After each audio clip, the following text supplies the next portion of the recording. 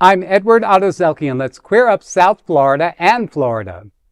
Florida legislator will introduce ban on pride flags that will stop city and county LGBTQ+ support.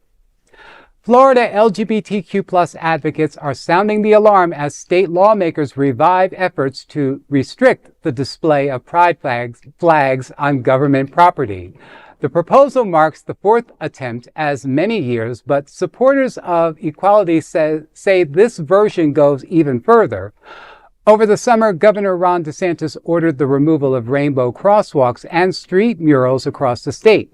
Actions Equality Florida calls, quote, blatant government overreach meant to erase symbols of our history, our resilience, and our visibility, end quote.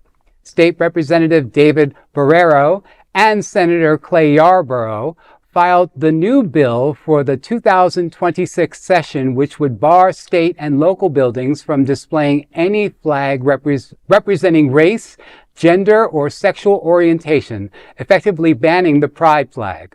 At the same time, it allows flags of historical significance. A category that advocates note includes Confederate flags. The legislation also seeks to limit the ability of cities and counties to design their own flags. Jon Harris Maurer, Public Policy Director for Equality Florida, emphasized the importance of pride symbols as markers of safety and community. He noted that last year, a wave of public opposition helped defeat similar bills. Equality Florida is urging residents to contact lawmakers ahead of the legislative session beginning in January. You know, this is something that really resonates with me. I remember when I was first vacationing as a young man here in Florida, and I was coming to Wilton Manors, and I thought, this is such a great community because, you know, they have all of the representations of making me feel safe. You know, when I first went there, I was like, wow, they actually have pride flags out. And wow, they actually have all these businesses, all like in Wilton Manors, all on one street. And it just, when I was young, it just made me feel safe. It made me feel seen. And I felt like I could walk the streets at like 20 years old and not have to worry about my safety. And I think that's really what it's resonating for young people these days, is that they're trying to find spaces in cities where they can be themselves. Mm-hmm.